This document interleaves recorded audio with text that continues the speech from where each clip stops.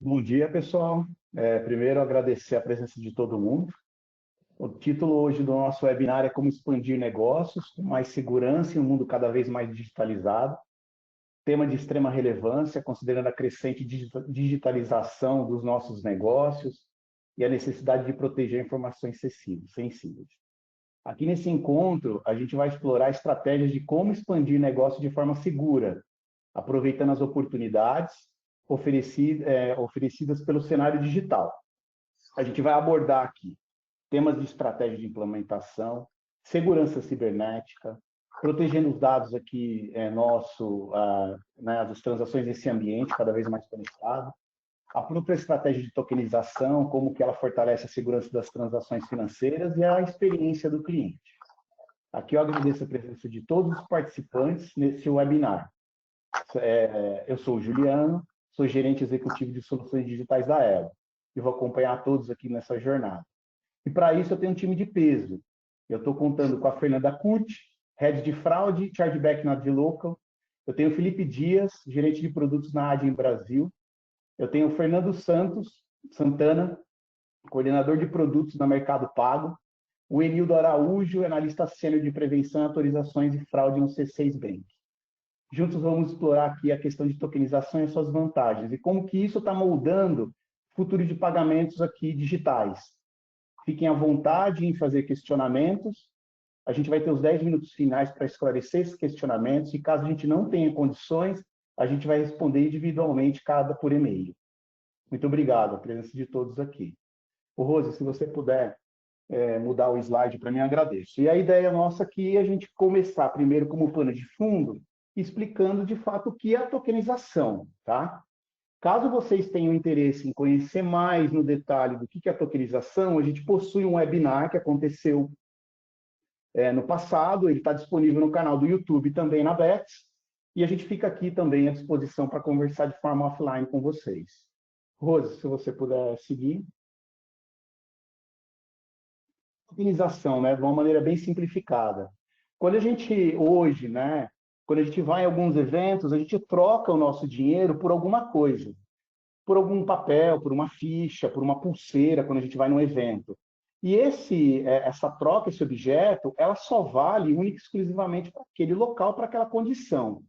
Quando a gente faz uma analogia para o mundo tokenizado, para o nosso mundo de meios de pagamentos, é isso que está acontecendo. A gente está pegando uma credencial de pagamento e nós estamos transformando ela em algo único, exclusivo para uso naquele ambiente. Muitas vezes amarrado com uma condição de pagamento ou amarrado com algum estabelecimento, alguma carteira digital.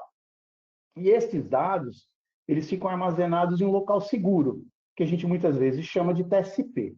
Tá? Então, é isso que circula dentro da nossa rede, né, através desses tokens, que não tem nenhum valor, uma vez ou eventualmente ele caia em mãos erradas. Tá? Se você puder trocar, Rose, para mim. Que essa transação ou essa criação de credenciais, ela é criada. Existem duas maneiras. Uma é através do comércio, ou seja, ou um token requester, aonde esse próprio token requester, o comércio, ele pode fazer o pedido para que essa credencial seja substituída ou seja gerado um token, sem a necessidade de intervenção de um portador. Existe uma outra segunda situação, onde o portador ele pode, através de canais junto ao emissor, eventualmente ou principalmente pelo aplicativo ali do emissor, no Internet Banking, eu posso lá, como portador, escolher quando eu quero tokenizar aquele cartão meu, minha credencial. E essa escolha ela pode ser uma escolha de ligar e desligar. Rose, se você puder seguir para mim. Na prática, como que é isso, né? Eu tenho lá o meu banco emissor, eu escolho qual é o meu cartão, que eu tenho relacionamento, e eu vou lá e vou fazer a opção. Eu quero ligar ou desligar aquele meu uso daquele meu cartão tokenizado através de um estabelecimento, uma carteira digital, e aqui a gente também já começa a falar de Click to Pay. Quando eu faço isso, esse portador ele pode passar por um processo de autenticação, porque o banco tem aí uma segurança que aquele cartão está sendo tokenizado e autenticado autenticando o portador, e aí sim essa credencial, esse token, ele é empurrado para aquele estabelecimento ou carteira digital. Tá legal? Rose. Fica a nossa escala aqui, né? O token, ele é uma construção de várias coisas que têm acontecido ao longo dos anos. Lá no passado, a gente implementou um processo de autenticação forte, onde a gente buscava reduzir a fraude, né, através de uma autenticação daquele portador. A evolução ela veio através de um RBA, que é o Risk Based Authentication, uma autenticação baseada em risco.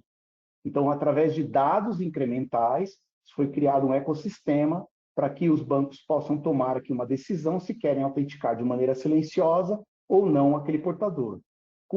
Depois disso, em paralelo, veio onde nós estamos com a questão da tokenização. Como a gente poderia tokenizar aquela credencial de pagamento, tirando o valor daquele PAN, né? Em cima disso veio o push, que é o que eu contei agora há pouco, que é como eu dar a capacidade para o portador ele escolher com quem ele quer ter o relacionamento e com quem ele gostaria que aquele credencial, o token fosse empurrado. E hoje já é uma realidade, a gente avançou para o Click to Pay ou SRC, né? E aí, com base nisso, o Felipe vai nos ajudar aqui, vai contar um pouco também de como que a Adyen ela tem se colocado no mercado e qual que é a experiência dela com o uso da tokenização. Felipe, fica à vontade, seja bem-vindo aqui à conversa. Eu pulei aqui um pouquinho, eu vou falar um pouquinho da tokenização e seus benefícios aqui antes de passar a bola para ele, tá? E aí o que é importante também para nós é em relação à proteção dos dados aqui, tá? Então, quando a gente fala de proteger essa tokenização, esses cartões tokenizados, a gente está falando em reduzir o impacto no escopo do PCI. O aumento da taxa de aprovação, que o Felipe vai contar um pouco, né, junto com o Fernando aqui, com todo o time. Como que a gente busca também expandir essa tokenização em outros meios de pagamento, como a carteira digital, os dispositivos aqui, o wearables, as XPs, e como que a gente também atribui a melhoria de experiência para o cliente. O que é isso, né? Na verdade, o cliente, uma vez ele colocou a credencial dele de pagamento, como que a gente consegue dar condições para que ele não precise informar novamente, ele digitar a credencial dele de pagamento, a gente armazenar esses dados de uma maneira segura para que a jornada dele seja fluida. E um dos itens mais importantes da tokenização, que eu vejo aqui, né, a gente entende, que é a questão do ciclo de vida. O que é o ciclo de vida? O ciclo de vida é a gente dar capacidade para, quando um portador, por alguma razão, ou emissor, ele fazer uma substituição daquele cartão, toda a cadeia ela ser impactada de uma maneira positiva, sem que o próprio portador ele tenha que inserir novamente a credencial dele de pagamento dentro do checkout da loja. Tá? Então agora, né, passando a bola para o Felipe aqui, para que ele possa contar um pouquinho o que a Adyen está fazendo. Legal, Gil, obrigado aí. Prazer aí, pessoal, participar, muito bom aqui a gente poder contribuir aqui com a indústria, né, com todos esses ensinamentos aqui. Acho que é importante esse webinar justamente por conta dessa contribuição. Acho que antes de eu entrar aqui na questão de token request, de um token request em si, as atividades de um token request, eu acho que vale deixar claro aqui para todo mundo que existem, tokenização é uma palavra abrangente, né, que ela pode ser você transformar, como o Ju explicou, ele transformar um cartão em um token, né? O ponto aqui que a gente está conversando é a solução das bandeiras, né, de Network Token, que a gente fez uma boa introdução, acho que foi o ano retrasado, ou passado, que teve um webinar explicando, introduzindo essa tecnologia. Então, acho que justamente para trazer esse ponto agnóstico para a indústria, né, e deixar e facilitar aí o ecossistema, trazer mais confiança e etc. Acho que indo aqui um ponto da Adyen em si, o objetivo da Adyen sempre é contribuir aqui para o ecossistema de pagamento, né? Então, como que a gente deixa o ecossistema seguro, como que deixa o ecossistema com transações boas, né? Não transações fraudulentas, etc. Como que a gente contribui para isso, né? Então, uma das soluções da Adyen, um carro-chefe aqui da Adyen que a gente vem tocando em estratégias de performance é o Network Token, tá? Então, o objetivo aqui principal da Adyen como token requester, e a minha visão também como que deveria ser o restante aqui da indústria, é justamente trazer facilitar a entrada de merchants, né, de merchants aqui da Adyen, para aderirem a essa tecnologia. Então, como que a gente facilita, né? Existem APIs, né, para você fazer a geração, para você fazer o update do cartão, para você verificar se já está aprovisionado ou não esse token. Então, essa orquestração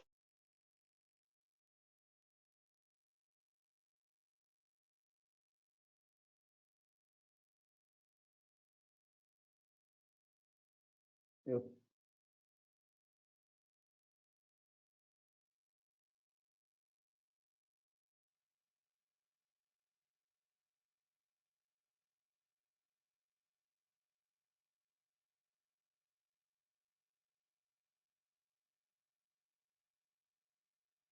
Felipe, eu acho que a gente está com algum probleminha de áudio aí.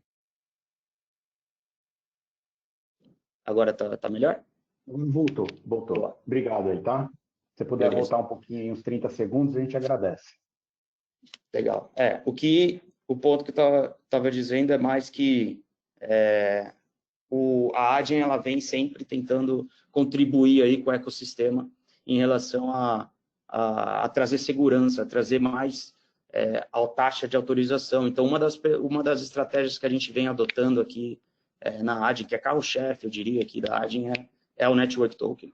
Então, acho que vai muito de encontro com o momento atual que a gente vê a indústria de adoção dessa tecnologia, para deixar o ambiente mais estável, mais seguro, mais controlado, até do lado tanto do token requester, quanto dos token service providers, quanto dos emissores. Até então, esse ciclo de vida dos tokens, ele fica aqui como responsabilidade aqui da própria Adyen de fazer essa orquestração. E o meu áudio falhou ali, eu não sei se eu mencionei esse ponto ou não, mas um dos objetivos aqui da Adyen é trazer essa tecnologia de maneira fácil para os nossos merchants. Então, essa estratégia de Network Token, a gente facilita a entrada do merchant, oferecendo alguns tipos de integrações que a gente tem aqui.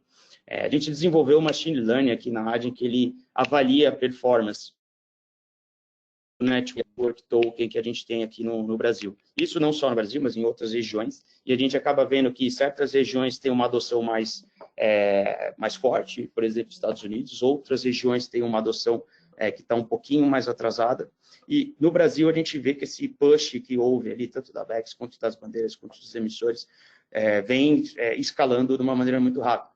Então, acaba que esse machine learning a gente consegue acompanhar o resultado, né, e a adoção da indústria, que é uma métrica que um token requester acaba tendo ali na sua base, de tanto, quanto qual emissor, qual BIM do emissor que não estamos conseguindo provisionar, qual o emissor que acaba autorizando a transação, tendo preferência para autorizar com Network Token ou não. Então, esse é um dos produtos e um dos tipos de integração que a Adyen criou para facilitar aí a entrada dos nossos merchants nessa estratégia, que é plug and play também quando a gente pensa aqui em questões de integração. Acho que esse é um dos objetivos principais.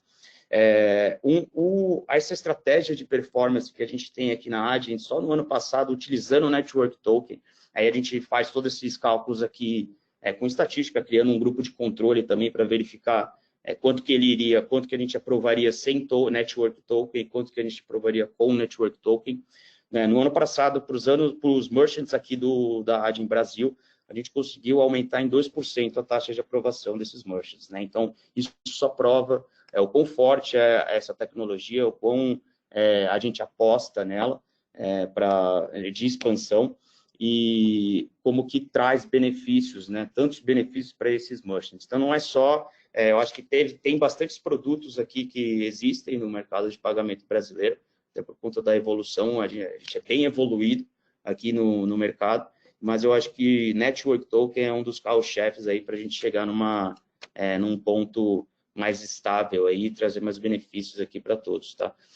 Um case interessante que a gente tem aqui, um case de um comércio aqui de varejo aqui que a gente tem na Adyen. A gente fez essa habilitação de Network Token e a gente, na hora, no dia seguinte, eu diria, a gente já começou a ver esse ramp aí na taxa de aprovação. Então, é interessante a gente focar nessa tecnologia e aprender aqui, participar desses webinars, né? Acho que vale aqui até próximo o pessoal continuar aí com os cases de uso. Aí, tá? Acho que é legal aqui, né, Felipe, de uma maneira bem rápida, contar um pouquinho o que o Machine Learning faz, né? Tem entendido aqui que a gente tem trabalhando com inteligência artificial, ele consegue identificar o provisionamento através do BIM, acho que contar um pouco da experiência da ADIN, e a Fernanda, acho que entrar também com a DLocal aqui, contar o que a DLocal tem feito, né? Contar também, né, explorar um pouco quais são os modelos que ela tem trabalhado. Legal. Acho que o Machine Learning, na verdade, ele foi criado justamente por a gente ser uma plataforma única. A gente tem essa tecnologia disponível em todos os inúmeros escritórios que a gente tem disponíveis aí no mundo. Então, o ponto principal do Machine Learning é como que a gente consegue levar essa tecnologia para cada uma das regiões, independente da adoção do mercado. Então, como eu disse ali no começo, tem mercado que é muito aderente à tecnologia, tem outros mercados que estão com uma maturidade mais baixa, outros que estão com uma maturidade quase que 100%. Então, assim, no Brasil, por exemplo, a gente tem uma taxa de aplicação de Network Token de quase que beira ali 85%. Isso quer dizer o quê? Que o Machine Learning olha a indústria, avalia a performance, avalia questões de provisionamento, latência e etc., e avalia se vale a pena a gente usar um Network Token ou não. Então, esse tipo de learning da indústria, né, de aprendizagem da indústria onde o Machine Learning trabalha, né, com os resultados aqui, com as análises aqui que a gente tem e os resultados que tem dos merchants utilizando ou não o Network Token. Então, o Machine Learning, basicamente, ele decide, provisiona o Network Token ou não para esse BIM específico, utilizo o Network Token ou utilizo um número do cartão aberto no momento da autorização. Esse é o principal foco dele. Né? Obrigado, viu, Felipe? Vou passar a palavra para a Fernanda, ela contar um pouco também o que está acontecendo na DLocal e a experiência que ela tem vivenciado com a oferta dos serviços. Tá. Olá, pessoal. Primeiro, bom dia. É um prazer estar aqui com vocês. Sou Fernanda Curto, sou Head de Fraude de Chargeback da DLocal. E estou muito contente por poder participar aqui desse webinar e compartilhar um pouco da experiência da DLocal e como que a gente atualmente ajuda os nossos comércios a otimizar a utilização da solução do Network Token e, consequentemente, otimizar a aprovação. Então, assim, uma breve introdução do que é a DLocal, porque já que não é uma empresa brasileira, talvez não seja conhecida por todo mundo que está aqui assistindo esse webinar. A DLocal é um processador de pagamento e, de maneira resumida, com uma única integração, a gente oferece para os nossos comércios a oportunidade de operar em diversos países, tá? De se conectar com os diferentes credenciadores locais, adquirentes locais, para realmente buscar uma maior taxa de aprovação em cada uma das regiões que a gente opera. E quando a gente fala, né, de otimizar autorização, conversão, a solução do Network Token para a DLocal, ela se mostrou como uma ferramenta essencial ali dentro da nossa gama de soluções, de possibilidades que a gente oferece para o nosso comércio para realmente ganhar na taxa de autorização. Isso não somente no Brasil, mas também em outros países que já estão bem maduros com a utilização da solução. Tá? Quando nós falamos sobre as possibilidades, os cenários, as maneiras que a gente utiliza o Network Token, a DLocal ela opera de diversas maneiras, aqui principalmente de 3 maneiras diferentes. E eu vou trazer para vocês um caso prático, né, como que a DLocal, em cada um desses cenários, trabalha para otimizar a taxa de aprovação. Então, o primeiro cenário que eu trouxe aqui como exemplo para vocês é quando a DLocal é só o processador do token. O que isso significa? Que o comércio gera a chave do token do lado dele e envia esse cartão tokenizado já para a DLocal no momento da transação. Nesse cenário, como que a DLocal, né, e outros processadores podem trabalhar para otimizar a taxa de aprovação? Aqui, o compartilhamento de informação entre o comércio e o processador, ou adquirente nesse sentido, é muito importante. E eu vou dar um exemplo aqui prático, que é o compartilhamento do PAR. O que é o PAR? O PAR é o Payment Account Reference, que é a conta de referência daquele cartão, que é uma informação muito importante a ser compartilhada pelo comércio para o processador. Por quê? Quando a gente está falando de uma transação tokenizada, de transações tokenizadas, o cartão ele se altera em cada uma das transações. E isso poderia chamar a atenção, poderia caracterizar um sinal de risco, que seria um cliente transacionando com diversos cartões diferentes. E a gente aqui no nosso modelo, se a gente não tem a informação que se trata da mesma conta, o nosso modelo poderia escorar essa transação de maneira mais arriscada, e isso poderia gerar um incremento de negativas. Então, aqui, esse é o primeiro exemplo de como a DeLocal ajuda os nossos comércios, trabalha também para otimizar a taxa de autorização no cenário da tokenização. Segundo cenário que a DeLocal trabalha, quando a DeLocal é o requisitante do token somente. Então, a DeLocal vai gerar o token e vai retornar o token para o comércio, e o comércio processa com o credenciador que deseja, com o API, o processador, que é mais interessante no momento. Mas aqui a DeLocal atua de maneira importante em compreender as respostas que a gente recebe do TSP, do tokenizador. E a gente também ajuda muito o comércio trabalhando como em teoria, uma consultoria. Então, auxiliar, olha, esse BIM, ele tem uma possibilidade maior de ser tokenizado, essa bandeira já está preparada para o serviço, ou então, dependendo do produto, se é crédito ou débito, a DeLocal também ajuda nessa parte de dar ali dicas de qual é o melhor cartão a ser tokenizado. E, além disso, aqui é muito importante um trabalho muito conjunto, muito forte com o cliente do ciclo de vida. Por quê? Vamos supor que o banco recebeu um reporte de fraude para um cartão token e que esse cartão foi comprometido. A DeLocal trabalha com diversos comércios na tokenização daquele cartão. Quando a gente recebe esse input do banco que um cartão foi comprometido, o token foi comprometido, que, por exemplo, houve um vazamento, a DeLocal teria que trabalhar na deleção somente para o comércio que foi impactado. Os outros comércios a gente não deveria deletar essa chave. E aí a gente garante que um dos benefícios, né, um dos principais benefícios da solução do Network Token não é perdida, né? Então, quem vai ter a taxa de aprovação prejudicada é o comércio que teve o vazamento, e não os outros comércios que ainda estão com a credencial, com a chave segura. Tá? E o último cenário, que é quando a DeLocal ela trabalha como requisitante e também como processador. Nesse cenário, aqui ponto-chave, retentativa, tá, pessoal? Então, como o Diego já falou, é importante você ter um modelo de machine learning por trás, toda uma inteligência, que na DeLocal a gente chama de smart routing, que é um roteio inteligente, roteador inteligente, que tem que avaliar qual a melhor combinação de banco, melhor combinação de bandeira, e principalmente qual a melhor combinação de credenciador. Por quê?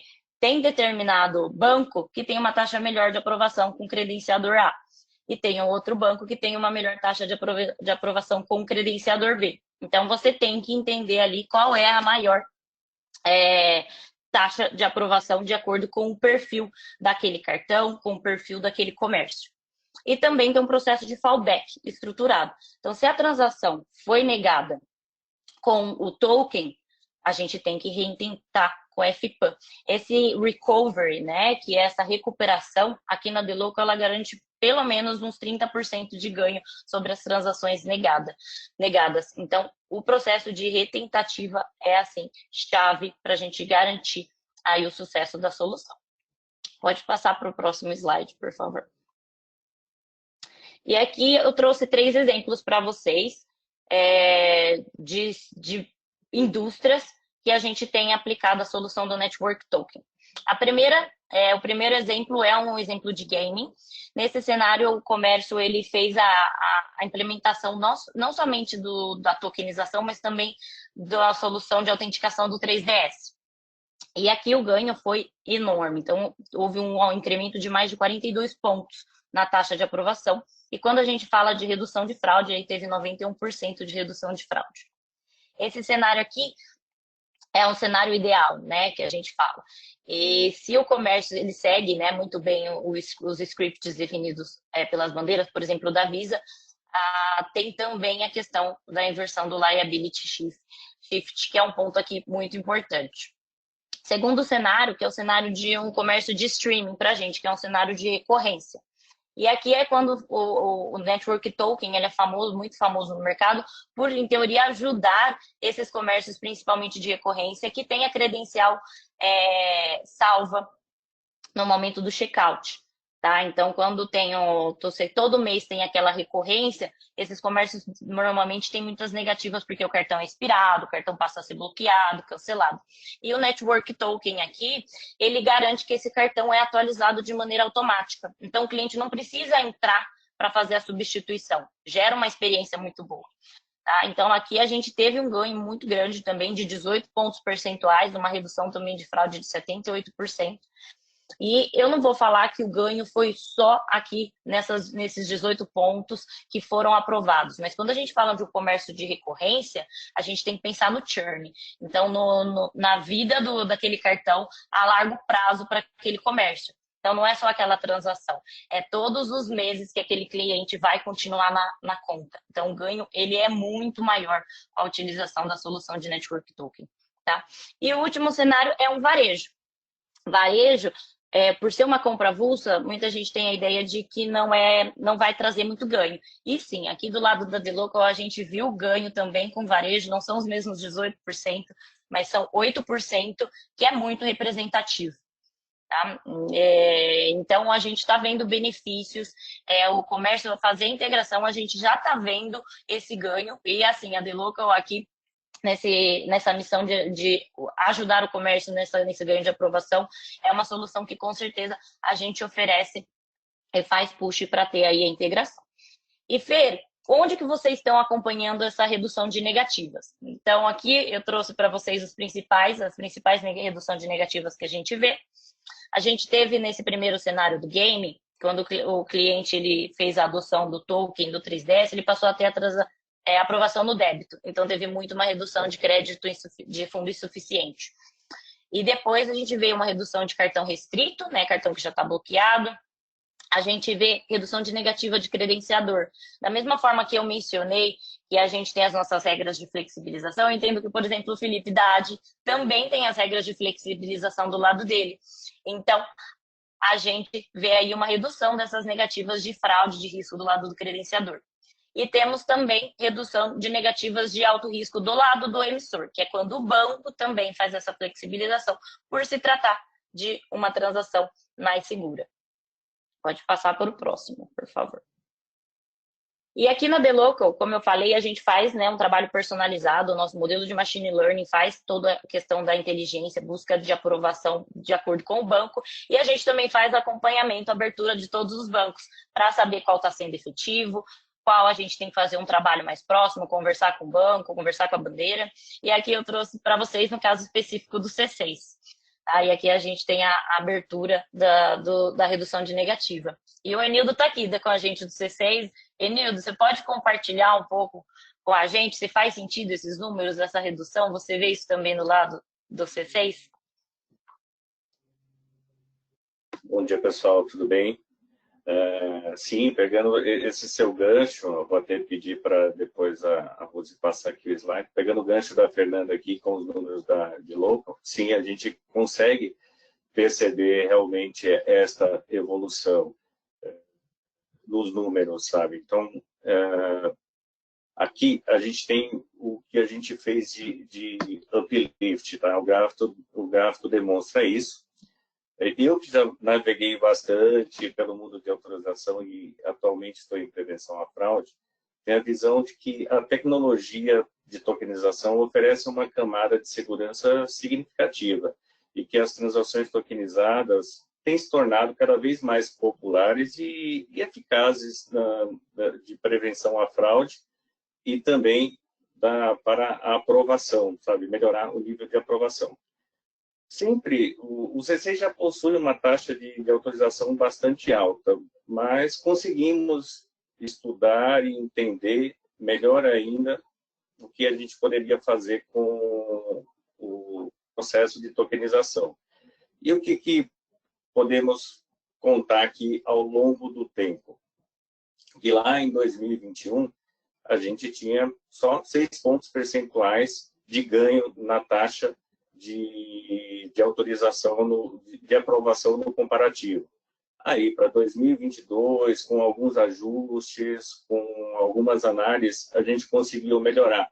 Já em 2023 e 2024, a evolução foi bastante eficiente.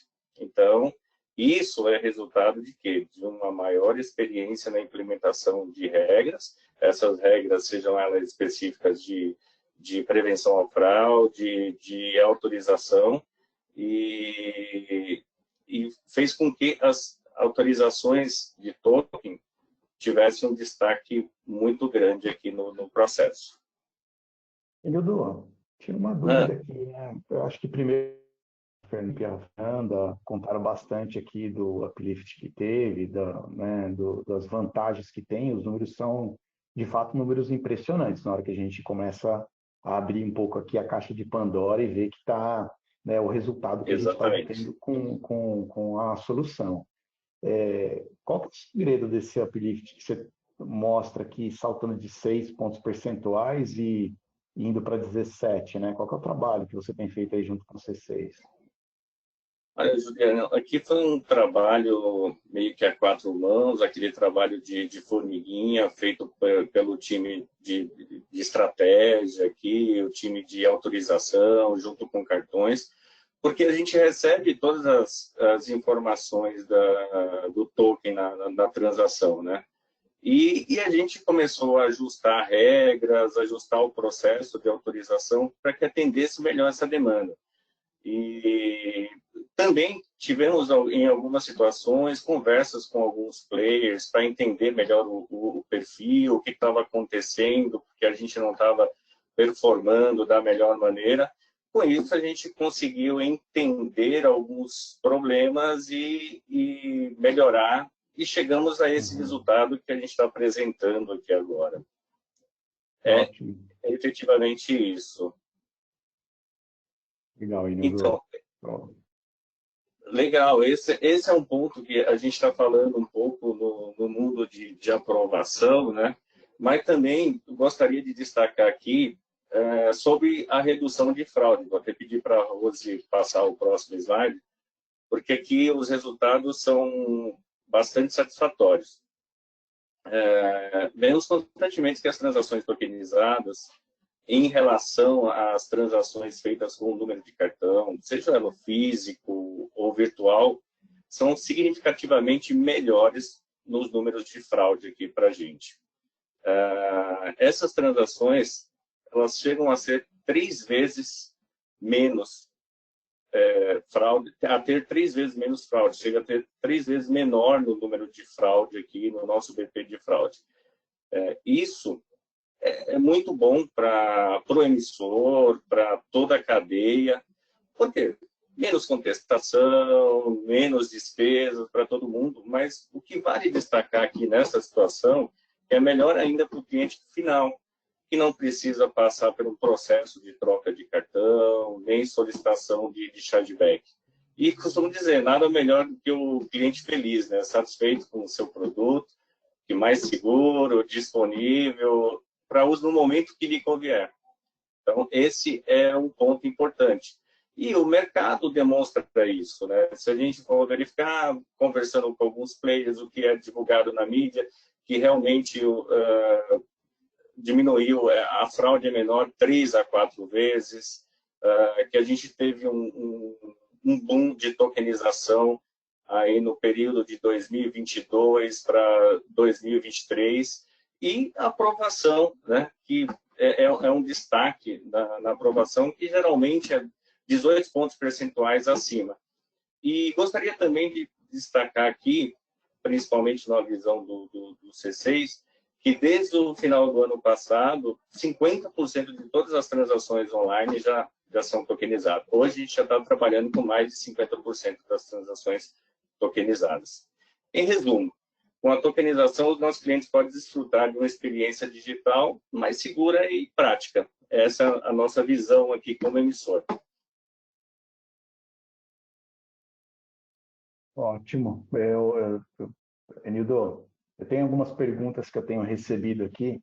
Eu vou mudar um pouquinho, até para a gente, antes de passar a bola para o Fernando. alguns participantes têm questionado um pouco aqui, o Felipe da AD, sobre explicar um pouquinho, né, como que é o papel desse Network Token que a AD tem provido, e, na prática, como que é o Machine Learning, né? O pessoal ficou muito interessado aqui em entender o que é esse Machine Learning. Então, Felipe, dá uma clareada aqui para ajudar a nossa audiência aqui, por favor. Bom, acho que o ponto a gente viu aqui, até a Fê compartilhou bastante de qual que é o ganho de performance, né? Assim, a gente defende a mesma coisa. Acho que Network Token aqui na AD é o carro-chefe, e acho que todos os outros players que trabalham com essa tecnologia vão defender que tem mais performance e redução de fraude, que o Enildo comentou. O ponto é que nem todos os BINs, no momento, eles são possíveis de gerar um token, um network token com as bandeiras. Então, assim, isso mais por conta da adoção do mercado. Então, acaba que o Machine Learning, ele supre essa necessidade justamente para o merchant não ter que ficar se preocupando de, putz, será que eu mando essa? Será que esse vai funcionar? Será que aquela vai funcionar ou não? Será que tal BIN está pronto ou não? É aí que o Machine Learning consegue ajudar nessa evolução. Então, assim, basicamente, a gente faz experimentos de 3 em 3 meses aqui na AGE para avaliar e, se necessário, calibrar esse Machine Learning em si. E a gente tem esse relacionamento bem próximo aí com os próprios emissores e com a bandeira e com a Apex para avaliar o mercado, para realizar essa calibração. Mas o Machine Learning, como é uma tecnologia que aprende sozinha, né? Então acaba que a gente tem esse dado bem na ponta da língua de, putz, vamos ver quanto que o mercado está avançado. Hoje, o dado que a gente tem aqui é 85%. Então, tem 15% aí que a gente ainda precisa trabalhar, e o Machine Learning vem trabalhando em cima desses dados de, putz, eu vou usar um Network Token nesse caso, ou o emissor vai preferir fazer a leitura de um número de cartão aberto. E pode ser, igual a outras regiões, que isso, em um período, vai chegar em 100% e acaba que o Machine Learning vai acabar usando 100% de Network Token. Mas, no momento, hoje, essa é a aderência que a gente vê aqui da indústria. Não, perfeito.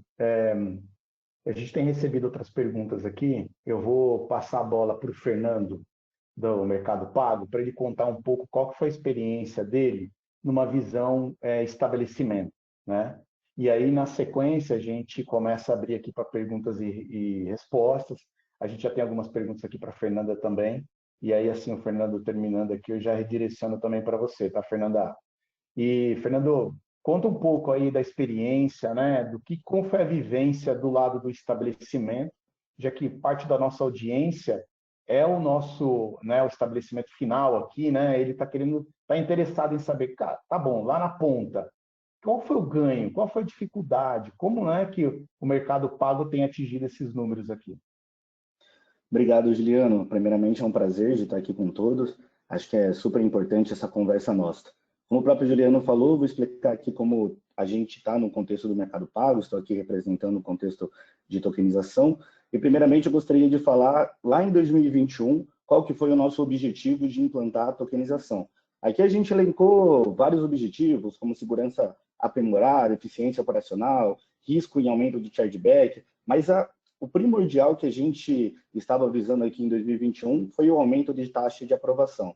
Então, nesse primeiro gráfico que eu vou passar com vocês, a barra que está em azul mostra a porcentagem, o share de transações tokenizadas que a gente está enviando hoje do Mercado Pago. Então, vocês podem ver que a gente começou no início de 2021 e até hoje a gente tem mais do que 50% de transações que estamos enviando tokenizadas.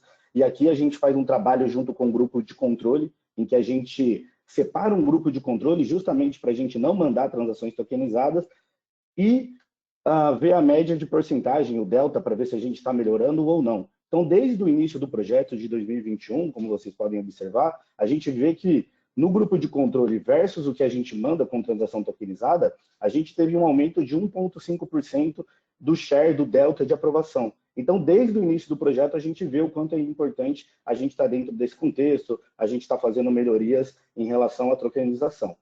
Na parte de baixo, a gente colocou um cronograma, então a gente começou o rollout com Visa e com Master em 2021. 2022, 2023 e 2024, a gente aprimorou a gestão justamente das alterações que a gente faz de tokenização. Então, aqui vale ressaltar um trabalho muito importante para o comerciante, que aqui é a quatro mãos. Então, a gente sempre tem que estar falando com o emissor, sempre tem que estar falando com a bandeira para realmente a gente aprimorar as regras e conseguir trazer mais transações tokenizadas.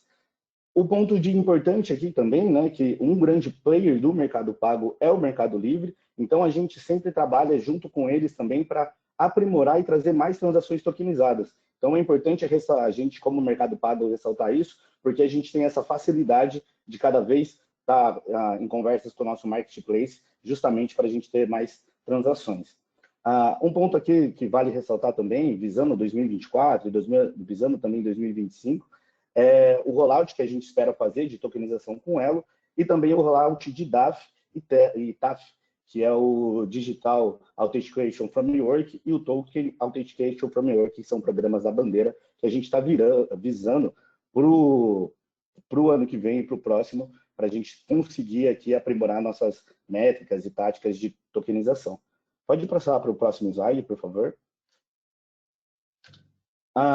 Sobre essas premissas e também aqui, né, fazendo uma analogia com o que a gente viu do C6, viu nas conversas anteriores aqui dos demais palestrantes, a gente trouxe esse gráfico que significa basicamente o quê? A gente também faz a análise por emissor do quanto as transações tokenizadas estão sendo eficientes ou não. Então, a gente tem uma média do Brasil, que é representado pela linha verde, e as outras linhas representam emissores aqui dentro do Mercado Pago em relação à tokenização.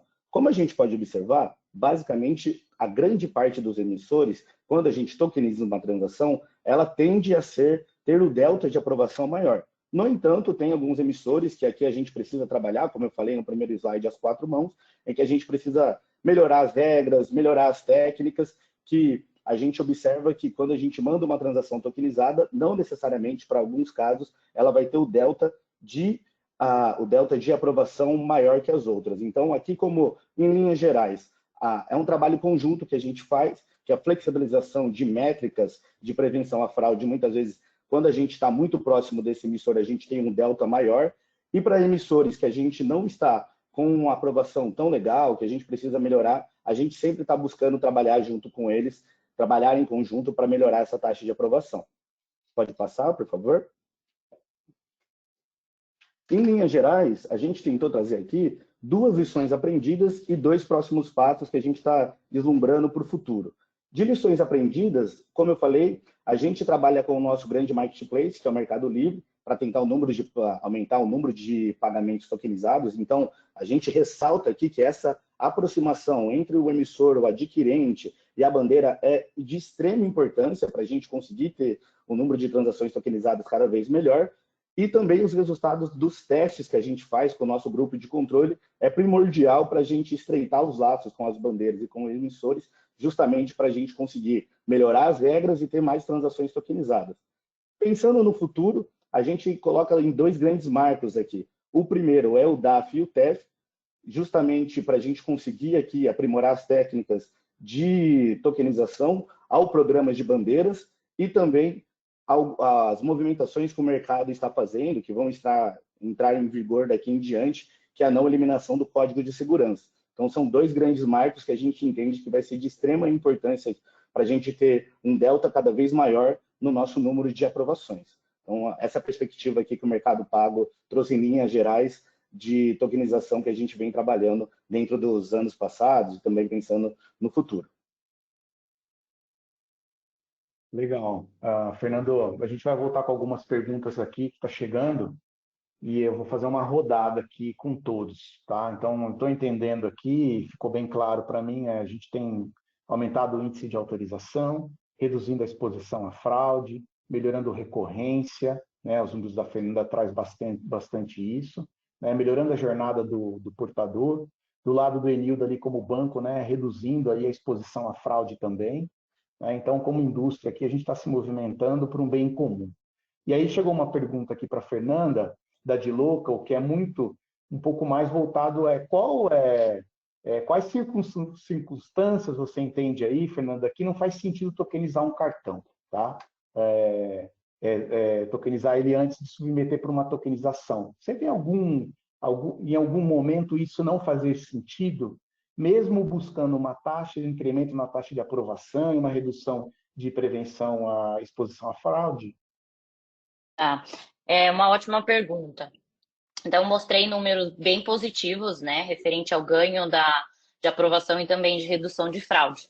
Mas a verdade é que a solução, a gente deve utilizar a solução de maneira muito, muito estratégica. Então, quando a gente fala de Network Token, a gente tem dois momentos principais. O primeiro momento é de tokenização do cartão. E o segundo momento é do envio dessa transação para a autorização. Quando a gente vira e fala do momento de tokenização, como já mencionaram aqui, não são todos os bancos, todos os BINs que já estão preparados para ter a transação tokenizada. Então, um exemplo prático, tá? Hoje a gente fala de BIN de 6 dígitos, mas a gente já tem no mercado BIN de 8 dígitos. A gente, dentro da dLocal, tem que ter essa base atualizada para não virar e falar, esse BIN de 6 dígitos não está preparado, mas só que, na verdade, quando a gente olha o BIN de 8 dígitos, é de uma bandeira diferente, é de um outro banco, e isso ajuda ali a otimizar a chance de tokenização, a tokenização nesse primeiro step. Então, essa é uma das situações que a gente tem que ser bem estratégico, mas além desse ponto, né, de quando é tokenizado ou não, a gente, no momento da autorização, a gente também acaba analisando qual é a performance de cada um dos bancos. Então, como eu abri aqui os números do Enildo, do C6, o C6 é um banco que a gente tem um ganho de aprovação, mas a gente tem outros bancos que ainda estão inicializando. Que apesar da gente ter o token, o cartão tokenizado, quando a gente vai para o momento de autorização, a taxa de aprovação não é tão boa. A gente acaba não tendo esse ganho. Então, voltamos para a parte do quê? Do machine learning e também você ter um acompanhamento de performance desses números. Entender para qual banco aquela performance vai ser positiva. Fer, então, uma vez que o banco estava ruim o mês passado, você não vai enviar mais transações tokenizadas? Não, o Fer também comentou do grupo controle. Então, a gente tem sempre 10% das transações indo sem network token para entender se a gente está melhorando, ou vice-versa. Então, esse banco não está performando bem hoje. Então, a gente começa a enviar tudo com cartão físico. E 10% a gente continua enviando com o token para entender se ganha em conversão. Se essa amostra vai começar a passar a aprovação do cartão físico. Então, você tem que manter esse acompanhamento para entender qual o cenário, qual banco, qual credenciador faz sentido a gente seguir com o produto do Network Token. Espero que eu tenha respondido, trazido algum exemplo prático. Obrigado, Fernando. Só complementando um ponto. Vai lá, Felipe. É só, além do que a Fê disse, de performance ainda tem latência também, tá? Então, assim, a gente fala de 100% tokenizado, né? Enviar 100% de network token, você pode ter um incremento ali na latência. Então, tem que ter certo cuidado ali para não mandar 100% e tem que ter esse grupo de controle que nem o Fernando e a Fernanda comentaram. E a questão de performance, que ela já cobriu bem aqui. Acho que mais isso. Mas é um bom ponto, Felipe. A gente está falando aqui, mas acontecem situações, e essa é uma situação que a gente tem que se preocupar também. Faz total sentido, né? E aí, caminhando para uma próxima pergunta aqui, muito direcionada aqui para o Enildo, tá, Enildo? A pergunta que a gente recebeu foi, quando o cartão é encaminhado para o cliente, o número que vem no cartão físico é o cartão aberto, certo? É o cartão aberto, vai lá no físico, o cartão aberto. Quando o cliente faz uma compra web utilizando o cartão físico, essa compra ela vai ser de um cartão tokenizado ou não vai ser? Como que é isso? Então, se esta compra for feita em uma plataforma que fizer parte da rede de tokenização, esse cartão ele vai ser tokenizado. Essa compra pode ser tokenizada, sim. Mas se ela não fizer parte, não vai ser tokenizada. Vai ser uma compra feita pelo PAN normalmente. Aqui eu quero colocar um ponto importante que a gente até divulga bastante, a gente está sempre na mídia falando sobre isso. Assim, a gente manda o cartão físico, mas a gente tem o cartão virtual que fica lá no app, fácil de utilizar, que tem um CVC dinâmico, que é muito mais seguro. Então, assim, a nossa recomendação como emissor, como C6 Bank, é que os nossos clientes, para compras online, utilizem o cartão virtual. Então, a gente disponibiliza isso com muita facilidade para que todos utilizem o cartão virtual. Legal. Não, ótimo. Basicamente, o estabelecimento ou o parceiro do estabelecimento, se ele tem capacidade de tokenizar aquele cartão, bem provável que ele vá fazer o pedido de provisionamento Sim, daquele as cartão. chances são muito grandes. É lógico que atendendo, né, cobrindo aí essas questões que a própria Fernanda e o Felipe colocaram, muitas vezes pode ser que o BIM não está pronto para aquilo, pode ser que a gente tenha um problema de latência, pode ser outra situação. Então, não é 100% das transações que vão ser tokenizadas, mas estamos caminhando para isso, certo? A gente tem uma pergunta aqui, um pouco voltada, sobre device binding. Quem que pode contar um pouco aqui? Essa daqui é meio tira-queima-roupa, tá? Chegou aqui, quem poderia explorar um pouco de device binding, se for possível, senão a gente pula para uma próxima e a gente responde por e-mail. Acho que eu posso falar um pouquinho disso até, que eu vejo, assim, trazendo um pouco de insight lá do que vem acontecendo na própria Europa, tá? Isso é, assim, o device binding é uma evolução do network token, então, assim, acho que até vale, acho que teve até uma dúvida aqui relacionando tokenização merchant, né, e network token. Acho que tem que ficar claro esses dois. De tokenização é você salvar o cartão dentro de um gateway de pagamento ou de uma adquirência, mas esse token merchant aberto no fluxo de pagamento. O network token, ao invés desse token ficar salvo no gateway, na adquirência, etc., ele fica salvo com as bandeiras, tá? Com a tecnologia lá, com a empresa MVico e etc. Então, assim, essa é a diferença básica. E acho que o fluxo ele já está se desenvolvendo, a discussão hoje está muito mais na aderência do mercado. Eu acho que os próximos passos é realmente o device binding, por exemplo, que aí, além da gente ter o cartão daquele shopper tokenizado, a gente tem, atrelado a isso, a gente tem o device que ele fez a compra.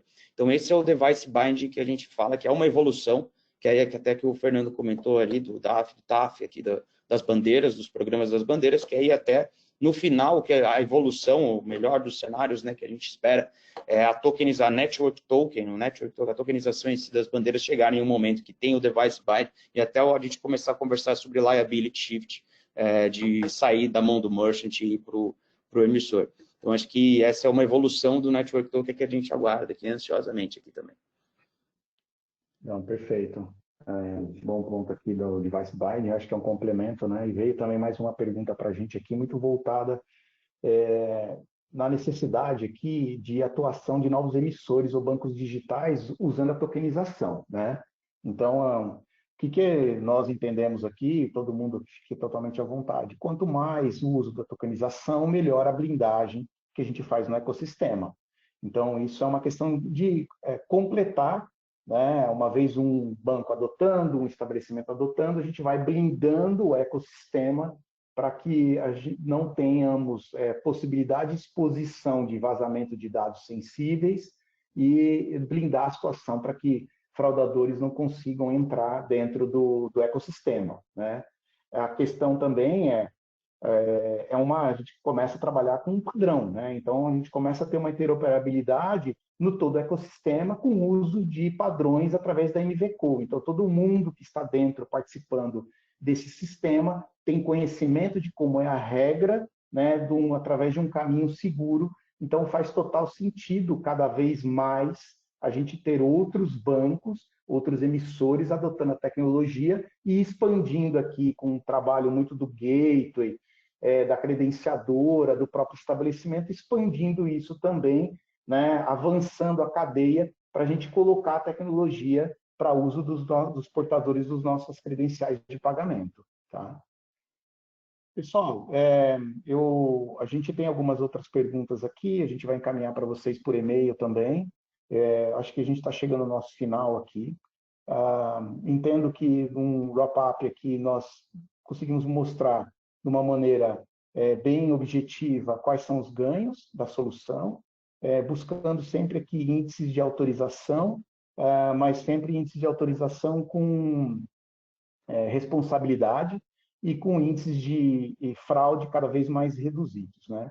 O objetivo aqui foi trazer uma visão de cada um dentro da cadeia, então a gente trouxe eu como bandeira aqui, mais como moderador, a gente trouxe o Enildo representando o C6, o Felipe representando a Adin, a Fernanda Adiloco como gateway ali, expandindo também a oferta, e o Fernando pelo Mercado Pago, trazendo uma visão de como que ela na ponta do estabelecimento, tá? A gente fica totalmente à disposição no offline, todos aqui têm LinkedIn, vocês podem procurar também os representantes de cada empresa, para que a gente possa esclarecer dúvidas e